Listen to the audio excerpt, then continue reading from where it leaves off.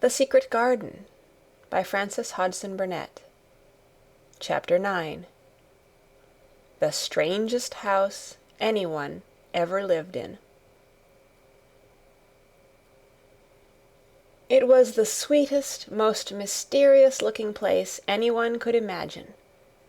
The high walls which shut it in were covered with the leafless stems of climbing roses, which were so thick that they were matted together. Mary Lennox knew they were roses because she had seen a great many roses in India. All the ground was covered with grass of a wintry brown, and out of it grew clumps of bushes, which were surely rose bushes if they were alive. There were numbers of standard roses which had so spread their branches that they were like little trees. There were other trees in the garden, and one of the things which made the place look strangest and loveliest was that climbing roses had run all over them and swung down long tendrils, which made light swaying curtains, and here and there they had caught at each other or at a far-reaching branch and had crept from one tree to another, and made lovely bridges of themselves. There were neither leaves nor roses on them now, and Mary did not know whether they were dead or alive, but their thin gray or brown branches and sprays looked like a sort of hazy mantle spreading over everything, walls and trees, and even brown grass, where they had fallen from their fastenings and run along the ground. It was this hazy tangle from tree to tree which made it all look so mysterious. Mary had thought it must be different from other gardens which had not been left all by themselves so long, and indeed it was different from any other place she had ever seen in her life. "How still it is," she whispered. "How still." Then she waited a moment and listened at the stillness. The robin, who had flown to his tree-top, was still as all the rest. He did not even flutter his wings. He sat without stirring, and looked at Mary. "No wonder it is still," she whispered again. "I am the first person who has spoken in here for 10 years." She moved away from the door, stepping as softly as if she were afraid of awakening someone. She was glad that there was grass under her feet, and that her steps made no sounds. She walked under one of the fairy-like gray arches between the trees, and looked up at the sprays and tendrils which formed them. "I wonder if they are all quite dead," she said. "Is it all a quite dead garden? I wish it wasn't." If she had been Ben Weatherstaff, she could have told whether the wood was alive by looking at it, but she could only see that there were only gray or brown sprays and branches, and none showed any signs of even a tiny leaf-bud anywhere. But she was inside the wonderful garden, and she could come through the door under the ivy any time, and she felt as if she had found a world all her own. The sun was shining inside the 4 walls, and the high arch of blue sky over this particular piece of Misselthwaite seemed even more brilliant and soft than it was over the moor. The robin flew down from his tree-top and hopped about or flew after her from one bush to another. He chirped a good deal, and had a very busy air, as if he were showing her things. Everything was strange and silent, and she seemed to be hundreds of miles away from anyone, but somehow she did not feel lonely at all. All that troubled her was her wish that she knew whether all the roses were dead, or if perhaps some of them had lived and might put out leaves and buds as the weather got warmer. She did not want it to be a quite dead garden. If it were a quite alive garden, how wonderful it would be, and what thousands of roses would grow on every side. Her skipping rope had hung over her arm when she came in, and after she had walked about for a while, she thought she would skip round the whole garden, stopping when she wanted to look at things. There seemed to have been grass paths here and there, and in 1 or 2 corners there were alcoves of evergreen with stone seats or tall moss-covered flower urns in them. As she came near the second of these alcoves, she stopped skipping. There had once been a flower-bed in it, and she thought she saw something sticking out of the black earth, some sharp little pale green points. She remembered what Ben Weatherstaff had said, and she knelt down to look at them. Yes, they are tiny growing things, and they might be crocuses or snowdrops or daffodils, she whispered. She bent very close to them and sniffed the fresh scent of the damp earth. She liked it very much. Perhaps there are some other ones coming up in other places, she said. I will go all over the garden and look. She did not skip, but walked. She went slowly and kept her eyes on the ground. She looked in the old border beds and among the grass, and after she had gone round, trying to miss nothing, she had found ever so many more sharp pale green points, and she had become quite excited again. It isn't a quite dead garden, she cried out softly to herself. Even if the roses are dead, there are other things alive. She did not know anything about gardening, but the grass seemed so thick in some of the places where the green points were pushing their way through, that she thought they did not seem to have room enough to grow. She searched about until she found a rather sharp piece of wood, and knelt down and dug and weeded out the weeds and grass, until she made nice little clear places around them. Now they look as if they could breathe, she said, after she had finished with the first ones. I am going to do ever so many more. I'll do all I can see. If I haven't time today, I can come tomorrow. She went from place to place, and dug and weeded, and enjoyed herself so immensely that she was led on from bed to bed, and into the grass under the trees. The exercise made her so warm that she first threw her coat off, and then her hat, and without knowing it she was smiling down onto the grass and the pale green points all the time. The robin was tremendously busy. He was very much pleased to see gardening begun on his own estate. He had often wondered at Ben Weatherstaff. Where gardening is done, all sorts of delightful things to eat are turned up with the soil. Now here was this new kind of creature, who was not half Ben's size, and yet had had the sense to come into his garden and begin at once. Mistress Mary worked in her garden until it was time to go to her midday dinner. In fact, she was rather late in remembering, and when she put on her coat and hat and picked up her skipping rope, she could not believe that she had been working 2 or 3 hours. She had been actually happy all the time, and dozens of the tiny pale green points were to be seen in cleared places, looking twice as cheerful as they had looked before, when the grass and weeds had been smothering them. I shall come back this afternoon, she said, looking all round at her new kingdom, and speaking to the trees and the rose bushes, as if they heard her. Then she ran lightly across the grass and pushed open the slow old door and slipped through it under the ivy.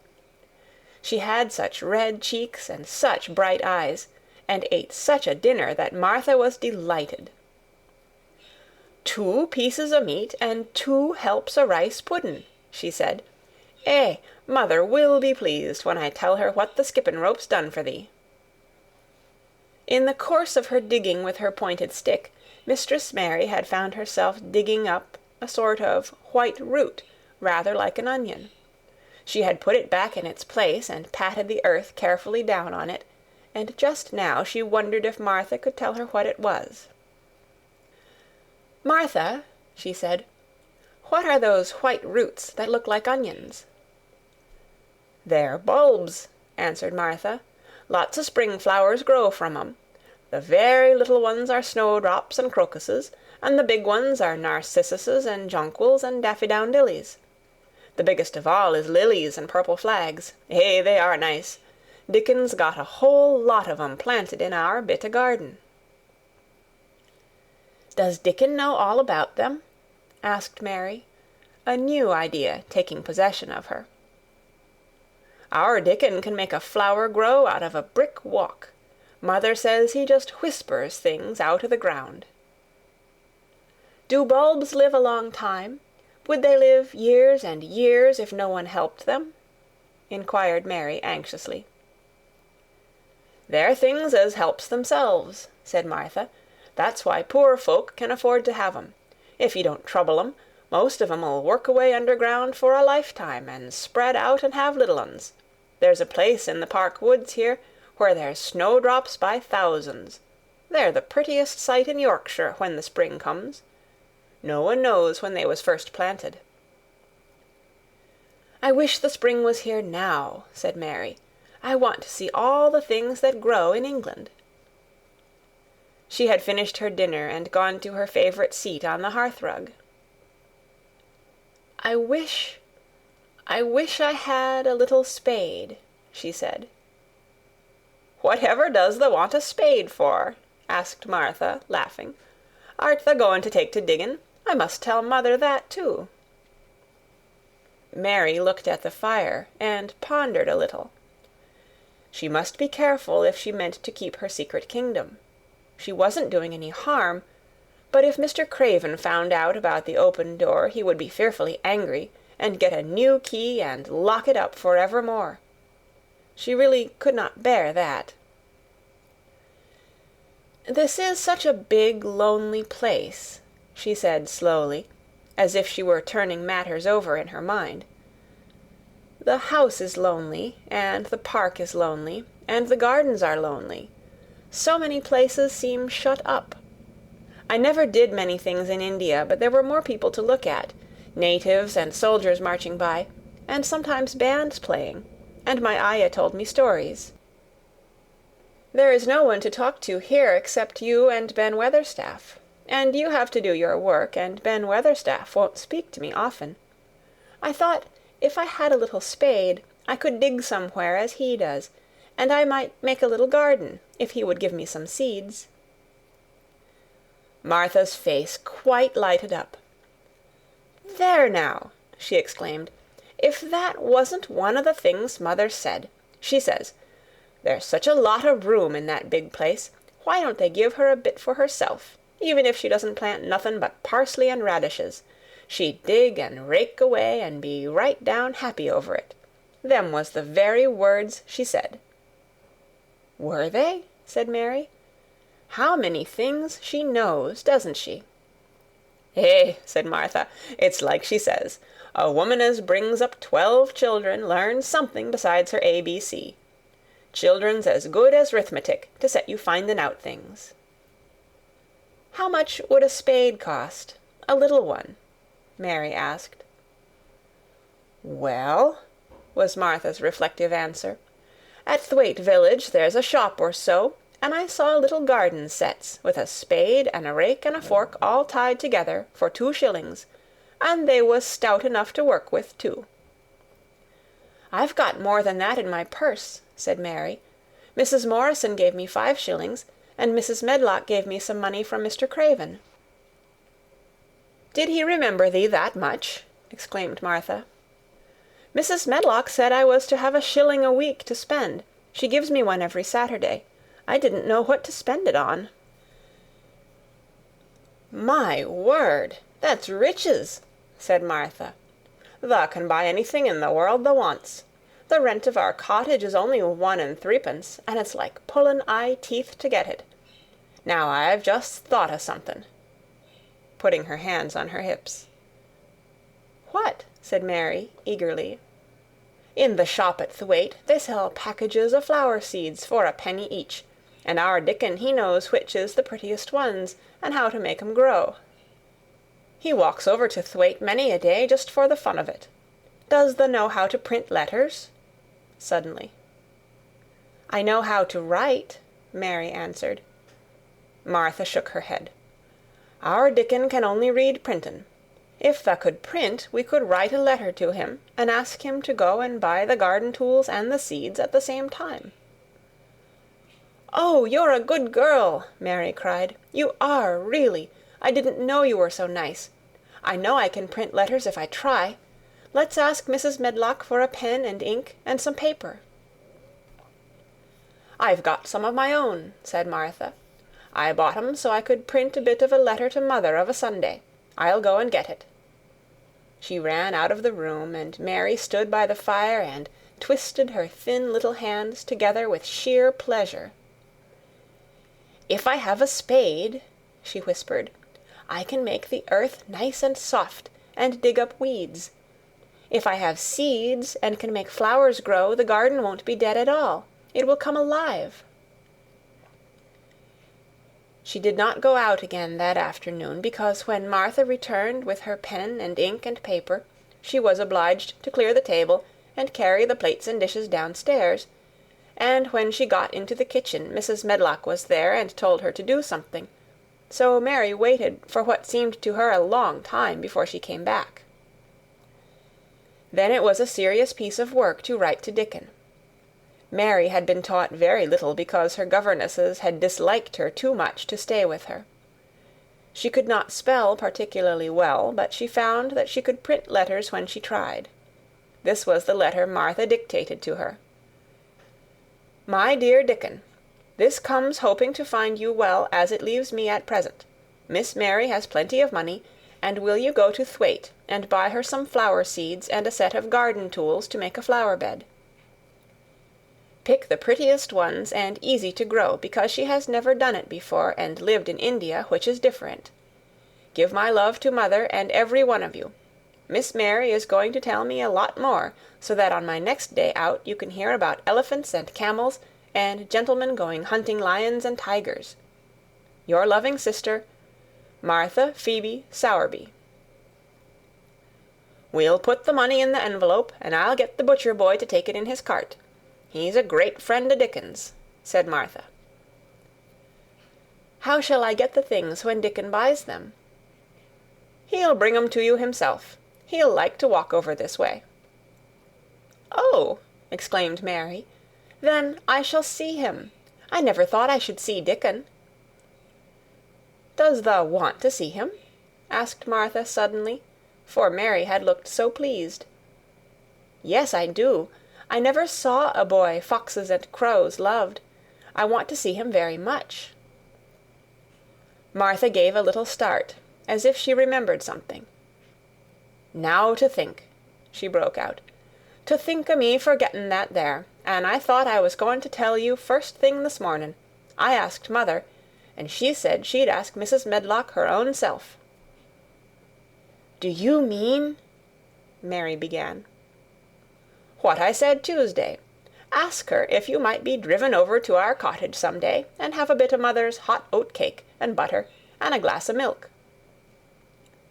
It seemed as if all the interesting things were happening in one day. To think of going over the moor in the daylight and when the sky was blue. To think of going into the cottage which held 12 children. "Does she think Mrs. Medlock would let me go?" she asked, quite anxiously. "Aye, she thinks she would. She knows what a tidy woman Mother is, and how clean she keeps the cottage." "If I went, I should see your mother as well as Dickon," said Mary, thinking it over and liking the idea very much. "She doesn't seem to be like the mothers in India." Her work in the garden and the excitement of the afternoon ended by making her feel quiet and thoughtful. Martha stayed with her until tea-time, but they sat in comfortable quiet and talked very little. But just before Martha went downstairs for the tea-tray, Mary asked a question. "Martha," she said, "has the scullery maid had the toothache again today?" Martha certainly started slightly. "What makes thee ask that?" she said. "Because when I waited so long for you to come back, I opened the door and walked down the corridor to see if you were coming. And I heard that far-off crying again, just as we heard it the other night. There isn't a wind to-day, so you see it couldn't have been the wind." "Eh," said Martha restlessly, "thou mustn't go walking about in corridors and listening. Mr. Craven would be that there angry, there's no knowing what he'd do." "I wasn't listening," said Mary. "I was just waiting for you, and I heard it. That's 3 times." "My word, there's Mrs. Medlock's bell," said Martha, and she almost ran out of the room. "It's the strangest house anyone ever lived in," said Mary drowsily, as she dropped her head on the cushioned seat of the armchair near her. Fresh air, and digging, and skipping rope had made her feel so comfortably tired that she fell asleep. End of Chapter 9. Read by Kara Schallenberg on January 20th, 2006, in Oceanside, California.